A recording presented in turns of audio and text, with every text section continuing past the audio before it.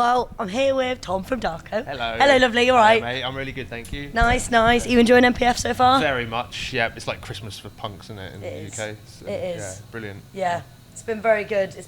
You feeling delicate today on the Sunday? A little, only Yeah. lack of sleep though. I've been very, very good. So Yeah. Nice. I guess at this point you get to play shows like this. I'm trying to take it easy and not overexert myself. Yeah. So yeah, Fair. no shouting. That's the problem. Mate, that's the bit that gets you, innit? Yeah. Because like even when I wasn't smoking, Yeah. I was like my voice still goes, so it's like, oh, fuck it, may as well. Never mind. Yeah. And then you bump into you're like, right, okay, I'm not going to shout, and then you bump into someone you haven't seen in ages in a really loud room, and you're like, yeah, in it. I know, ridiculous, but beautiful. Yeah. So you guys have your new single Aggro out a couple of weeks ago, and you've got a video with it as well. Yeah. Has that been well received? Yes, very. Yeah. It's fun because that's like Carl actually wrote that song. Carl, our bass player, wrote that song about like the frustrations he'd faced at work, and with people just not listening to him, and the struggles of trying to maintain, you know, a working lifestyle in the modern world. And we've had quite a lot of really good response to that. I tend to write sort of very allegorical and like long-winded kind of songs, so it's quite funny that one's got like quite a significantly more traction than the ones that I write. Yeah. But people like strong messaging, and that's why I think it's a really, really cool song. And I'm looking forward to smashing that out later. Yeah. And is that the video where it's like a live one and he gets conked in the teeth as well? Oh yeah. So we played that song brilliant. in Belgium. Yeah. And somebody just smashed into the microphone immediately. And didn't knock his teeth out, but it was tight. It was close. Yeah. So what do you all? So what's your like songwriting process? Is there quite a lot of you that write different songs and come together? Or? So the guys in the band, they'll write the music, and then generally it's been a bit sort of a long-winded process because I joined the band in the pandemic, so a lot of the main songwriting has happened where they'll send me like demos that didn't have any vocals over, and I'll just sort of record some stuff and see how it goes, and like sort of write lyrics over it. Generally, like when you first hear the song and I've recorded it, it'll just be like sort of I'll just make noises and the right sort of vowel sounds and stuff like that, just to build the melody, get the rhythm, get the idea. Yeah. But then eventually, like I think I'll listen to the song, I'll get the vibe, and I'll go, okay, I've got some thoughts about something that's made me feel that way. That's kind of ties in. So yeah, that's kind of how it is at the moment. Things could change when now we're all like allowed to be in the same room together and stuff like that. Yeah. That must have been one of the things keeping you sane over the pandemic, was joining a band and doing stuff. It really was, yeah. And to be able to be creative like that as well, like the catharsis that came from it, because it was such a confusing and angry and sad time. And like, I'm quite fortunate that I had that outlet to be able to sort of write songs about like, am I going mad, or is it everything just completely fucked up? Yeah. Is everyone going mad? So it's fine. It's normal. Like, Yeah, I wrote a song called Orcs that was about that, and it was like that's been of some comfort, I feel. Yeah. I mean, the worst times and the lowest bouts of depression and all that does come really good music.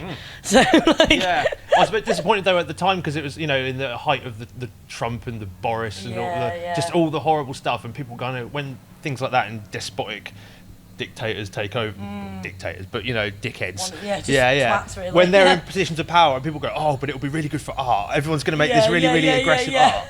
But when the situation's so bleak and so weird, there's no satire that can really do justice how stupid these fuckers are. There's only so much art we can do. I get that. Well, I also wanted to touch on some other topics that you've brought up in your music, particularly The Ladder, who's got our own lovely Kaz on it. And it's really refreshing for shit to actually be being called out within the scene, because I think a lot of women and AFAB people and non-binary people, everything under that umbrella, are really sick of doing the legwork to educate a lot of men on their shitty behaviour, and like we're usually the ones that have to deal with the consequences of that lack of education. So it is really nice seeing a band of you all identify as Yes, men? yeah. You know, actually shouting about that, because it brings it to, and you know, you've said in your videos before that a lot of the time your audiences are white men as well, but they're also the people that need to be told. Precisely, you know, and that's really good. Can you tell us a bit about the ladder and why you think that was an important topic to write about? Well, firstly, thank you. That's really kind. I think, in some ways, we're the worst people to be talking about these things because we don't want to be talking over people that have actually experienced, you know, marginalisation, but at the same time, you know, in many ways we're good people to be talking about it because, you know, we have a platform and we have a privilege, and it's important to use that platform and privilege to actually say things that are, you know, vital to our friends. And I think signal boosting the things that they're saying as well, to try and you know, make sure that everyone feels welcome and everyone feels safe. And, you know, I'll say it on stage, I'm sure, later, but like one of the ways to ensure that people feel safe and welcome is to make sure that sexists and misogynists and bigots feel unsafe and unwelcome in this community. Yeah. And I think that was kind of what inspired that, I was just fed up of seeing my friends being made to feel scared at shows over and over again. Kind of similar to, I was reading your manifesto earlier. Thank you. Yeah, so I guess, you know, like the personal is the political and stuff, and I think I'd been burned several too many times by associating myself with people who later turned out to, you know, not just in music and other ventures as well, just, you know, you put your heart and soul into creating art and then it all gets thrown away because some dickhead can't keep his hands to himself. Yeah, basically. So, you know, it's kind of shameful that it takes something affecting you personally before you start speaking out about it. But I kind of, you know, I'm done being part of a scene that all just gets together and just enjoys the vibes and is like, oh yeah, positive vibes only, and we're just here to enjoy the music and have a great time. It's like, yeah, but if you've got a platform and you've got a microphone, it's important to use it for something. Yeah. You know, like it's the least we can do. Yeah. I think, and also, you know, you were saying before about that you don't want to be speaking over people and like all of this kind of thing. I mean, obviously, so, you know, I'm a woman and have experienced a lot of this stuff, and like I actually think it's about time that men call out men, because we've been calling this shit out for fucking years, and it's not got to a point where it's satisfactory. It's everyone's job, and it doesn't just happen to women and non-binary and trans people. These things obviously happen to men as well, but like a lot of the time the perpetrators are men, and a lot of the time I think those men are now desensitized to listening to women and non-binary and trans people talking about these issues. And I actually think it's really good that you guys shout about it, and I think that actually writing songs about it is great, and I also think actually saying things on stage, because I think a lot of the time sometimes people are a bit desensitized, just being like, yeah, punk music, and you've got to break it up a little bit, you know, with kind of being like, actually, this is what this is about, we're going to call that shit out, it's not okay. And that makes such a difference. It's like normal, just making things like this normal, I think, as well. There's that propaganda song, ordinary people do fucked up things when fucked up things become ordinary. And you know, if you see things like that and you don't call them out, then that's how those behaviours continue to exacerbate and continue to spread and continue to become normal. And I think it's important just to, you know, if you can't do anything else, just sort of step in and go, that's not okay. That's not the kind of behaviour that we want. And as I said, as someone with a microphone in front of a room of people, I have the luxury of being able to say, right, okay, this is the kind of things that we like at our show. These are the kind of people that are not welcome at our show. Plenty of other bands you can go and see if you aren't going to listen to what I'm saying. So exactly. And I think like if calling things out like that becomes normalised, it becomes less of a statement to actually do it. It's not such a big deal, which is, it shouldn't be. It should just be easy to just be like, that's not actually all right, mate. Like, I hope that at some point, you know, like as much as I really appreciate your kindness, like, you know, I don't have to sit here and talk about how brave it is that we're sitting here talking about these things. It's not brave. It's just doing the responsibility, you know. It should be the normal thing, and you know, it's good that it's an issue that's being talked about by lots of different people. And like, actually, I think, MPF on the whole is a really lovely community-based festival, and a lot of people put a lot of effort into it. I just think when things get big, there's always things that slip through, and it's the responsibility of everyone here, the promoters that are involved, the bands, to keep everyone safe, you know. I'm really impressed with how the festival, though, as it's grown, as like sort of the responsibilities, the social responsibilities are, you know, have managed to stick and in fact grow, you know, like every time I come back here the lineup is even more diverse, not just in terms of, you know, demographics, but just in the styles of music as well, like the different communities that are represented and stuff. It's really wholesome. No, it's lovely. It's a great festival. And also you guys are amongst quite a few bands at MPF that are on Lockjaw. That's right. Lockjaw Records. And it's really lovely to have so many bits of the DIY scene just kind of all brought together. What do you think makes the DIY scene kind of a bit different from the rest of the punk scene? I know it's a big question. That is a big question. Yeah. See, I don't know, what is the rest of the punk scene? Like, are we talking... Well, I don't know, like my other experiences of the punk scene is kind of the UK 77, yes, 70s okay. punk bands and stuff. I'm not going to name, and I'm not going to slag off festivals that I've never No, attended, that's but fine. yeah. You don't have to. Sure, yeah. But I guess there's an image of what punk is, and like to people that don't associate with the scene, and I think that doesn't represent the DIY scene at all. And strangely, I was saying this the other day, I think if you were talking to someone at work and was like, oh, I'm going to a punk festival. Yeah. Oh, they still do punk, do they? Yeah. And then you go to the punk festival, or if someone was like, oh, I'll go, that's quite quaint, I'll go pay, like, you know, to go and see the punk festival. Yeah. They get here and they'd be quite surprised that it's nothing like what they expected. No. And I think punk, you know, we can sit here all day and argue about what punk is and isn't, but It's I think a state of mind, man. Yeah. what it isn't is it's not just an aesthetic, and I think, you know, I think, you know, there are punks that say, oh, it's supposed to be offensive, and you're supposed to... Conservative punks. And I think... Which is just the weirdest phrase, isn't it? Like Conservative punks, trans-exclusionary punks. Yeah. Just these weirdos that, you know, think that everything just needs to stay the same, and those are why they go and watch the same bands that they watched in the 70s, you know. Have the same hair. Yeah. You know, spend all day talking about anti-conformity and then looking like all their mates or whatever. I don't personally have a lot of time for that.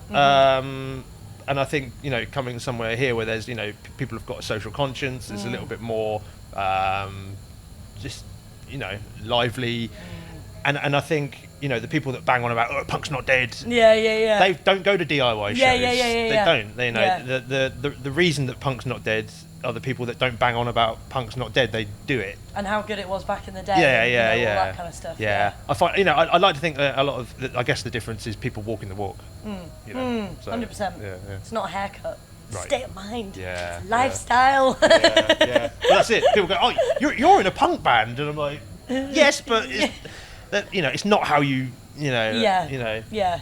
Just come to a show. Yeah. And then, you know, experience it. And then you'll be like, oh, actually, no, I wish I hadn't. But yeah. It's really not. Yeah. Because with DARKO, it's a niche of a niche. It's kind of, you know, it's like everyone thinks their band is too heavy for the punks and too metal for the all that. But I think we kind of have Lockjaw Records in particular kind of falls into that category of, you know, being a little bit more on the fringe of the punk rock scene. And I think that's the difference as well, is that, you know, the DIY scene embraces influences from all over different styles, and I think what we would consider traditional punk is very, very rigid in its scope. Yeah.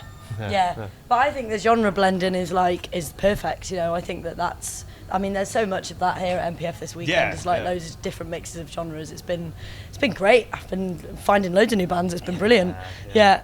Are there any bands that you've seen this weekend that you've been blown away by, or that you're really excited about seeing today? My partner Gemma and I went to watch Cheek Face at the Union, and so the diversity of that, it's just they're such a chilled out sort of post punk, and it's not really used in my bag, but it's so relaxed and so understated that when you've been watching really loud and aggressive bands all day, you get someone like that and you're like, it's so nice that this festival caters for people on, you know, acts on that end of the spectrum, because it creates, as I say, it broadens the spectrum. It means that you can put on even heavier acts, and to be honest, those are the kind of bands that I would go and see if I wasn't in a punk band anyway.